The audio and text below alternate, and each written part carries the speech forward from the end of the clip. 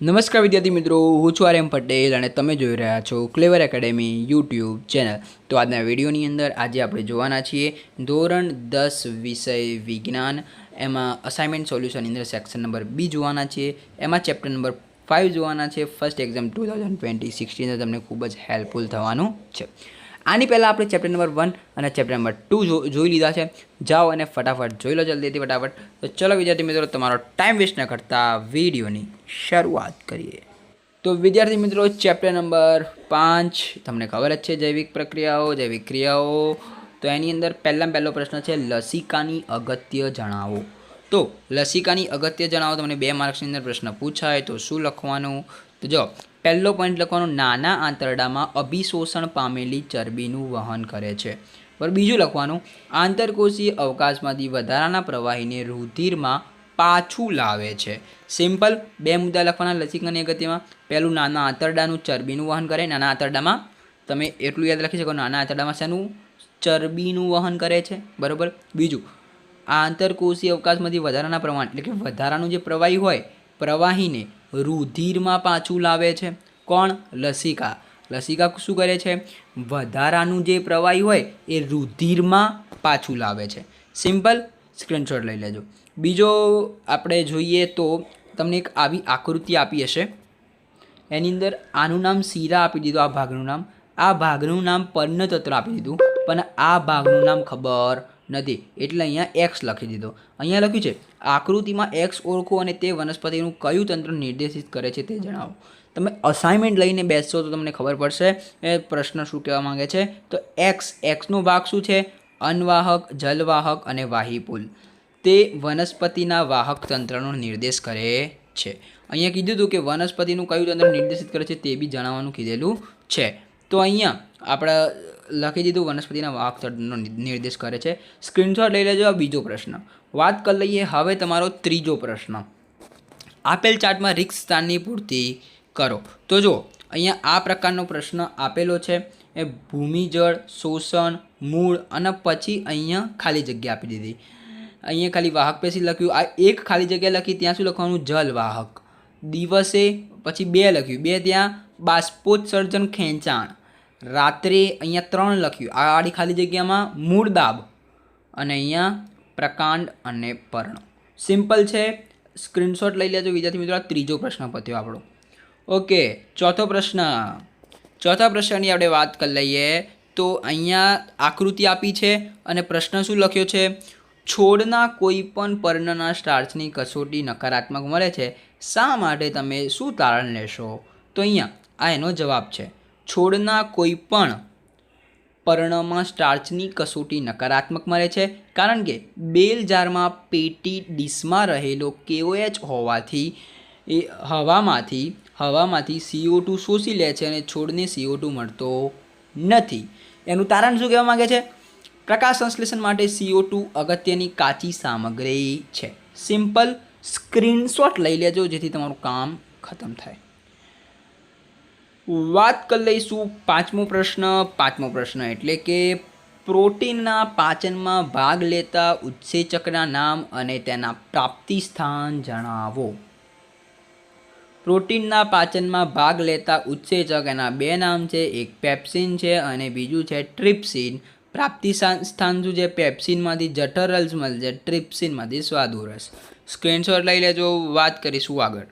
છઠ્ઠો તમારો તફાવત છે તૃણાહારી પ્રાણીઓ અને માંસાહારી પ્રાણીઓનો તફાવત લખો। તમે આ 5 મુદ્દા લખ્યા છે પણ 4 મુદ્દા લખી શકો છો। તૃણાહારી પ્રાણીઓ ફક્ત વનસ્પતિનો ખોરાક તરીકે ઉપયોગ કરે છે અને માંસાહારી પ્રાણીઓ ફક્ત પ્રાણીઓનો ખોરાક તરીકે ઉપયોગ કરે છે। એટલે કે એક પ્રાણી બીજા પ્રાણીનું માંસ ખાય ને બધું ખાય। ઓકે, તેમનું નાનું આંતરડું એટલે કે તૃણાહારી પ્રાણીનું નાનું આંતરડું લાંબુ હોય છે, માંસાહારી પ્રાણીનું નાનું આંતરડું ટૂંકું હોય છે। તૃણાહારી પ્રાણીઓ પ્રથમ ક્રમના ઉપભોગી પ્રાણીઓ છે, માંસાહારી પ્રાણીઓ દ્વિતીય અને તૃતીય ક્રમના ઉપભોગી પ્રાણીઓ છે। સિમ્પલ જ છે બધું।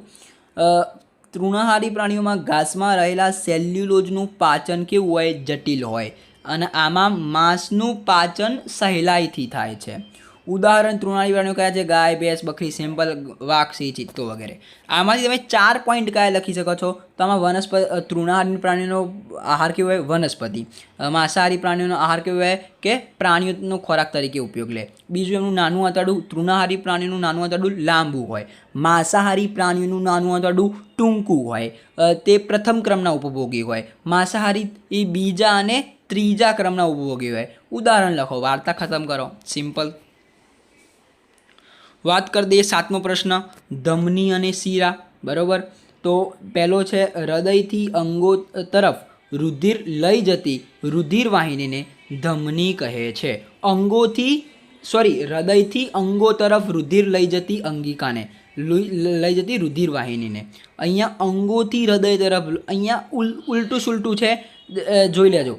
હૃદયથી અંગો તરફ રુધિર લઈ જતી રુધિર વાહિનીને ધમની કહે છે. અને અહીંયા આવશે અહીંયા અંગોથી હૃદયથી જોઈ લો. સિમ્પલ છે. શીરામાં અંગોથી હૃદય તરફ રુધિર લઈ જતી રુધિર વાહિનીને શીરા કહે છે. સિમ્પલ. ધમનીમાં રુધિર ઊંચા દબાણથી વહન પામે છે. શીરામાં રુધિર નીચા દબાણથી વહન પામે છે. ધમનીની દિવાલ જાડી અને સ્થિતિસ્થાપક હોય છે. શીરાની દિવાલ પાતળી અને ઓછી સ્થિતિસ્થાપક હોય છે. અંગો કે પેશીઓમાં ધમનીઓ રુધિર કેશિકામાં વિભાજિત થાય છે. અંગો કે પેશીઓમાં રુધિર કેશિકાઓ જોડાઈને શીરા બનાવે છે. ધમનીમાં O2 યુક્ત રુધિર વહન પામે છે. અપવાદમાં ફુફુસ ધમની. શીરામાં CO2 યુક્ત રુધિર વહન પામે છે. અપવાદમાં ફુફુસ શીરા. સિમ્પલ. સ્ક્રીનશોટ લઈ લેજો જેથી તમને સહેલાઈથી રહે તફાવત તૈયાર કરવામાં, તફાવત યાદ રાખવામાં. તફાવત જો તમારે અસાઇનમેન્ટનું સોલ્યુશન લખવું હોય તો લખી શકો છો. વાત કરી લઈએ તમારો ત્રીજો એક પ્રશ્ન, કર્ણકો અને ક્ષેપકો. કર્ણકો શું છે? હૃદયના ઉપરના 2 ખંડોને કર્ણકો કહે છે.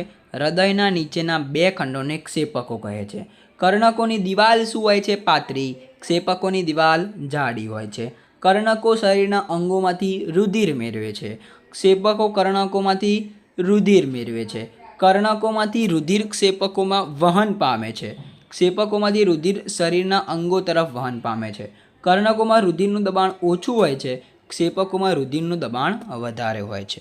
સ્ક્રીનશોટ લઈ લેજો. સિમ્પલ છે તફાવત. ઓકે.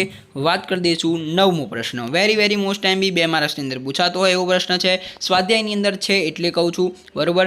આપણા શરીરમાં હિમોગ્લોબિનની ઉણપને પરિણામે શું થઈ શકે છે? તો આપણા શરીરમાં હિમોગ્લોબિનની ઉણપને પરિણામે થતી રોગકારક અવસ્થાને પાંડુ રોગ કહે છે. તેના પરિણામે આપણા શરીરના કોષોને કોષીય શ્વસન માટે પૂરતો O2 મળતો નથી, પૂરતો ઓક્સિજન મળતો નથી. બરાબર.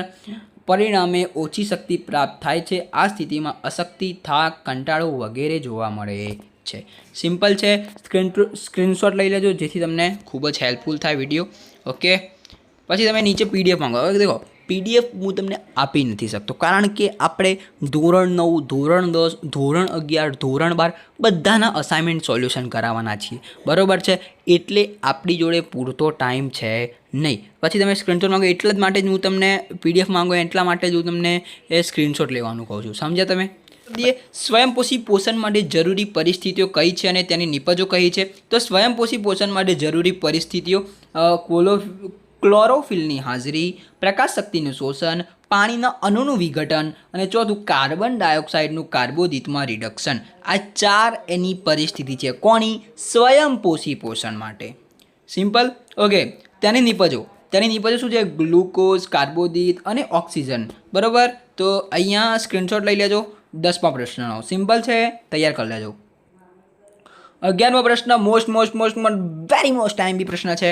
મૂત્ર નિર્માણના પ્રમાણનું નિયમન કેવી રીતે થાય છે? તો મૂત્ર નિર્માણના પ્રમાણનું નિયમન શરીરમાં આવેલા વધારાના પાણીની માત્રા અને દ્રાવ્ય ઉત્સર્ગ પદાર્થોની માત્રા વડે થાય છે. શરીરમાં પાણી અને દ્રાવ્ય ઉત્સર્ગ પદાર્થો વધારે હોય તો માત્રામાં મૂત્ર નિર્માણ થાય છે. જો શરીરમાં પાણી અને દ્રાવ્ય ઉત્સર્ગ દ્રવ્યો ઓછા હોય તો મૂત્ર નિર્માણ ઓછા પ્રમાણમાં થાય છે.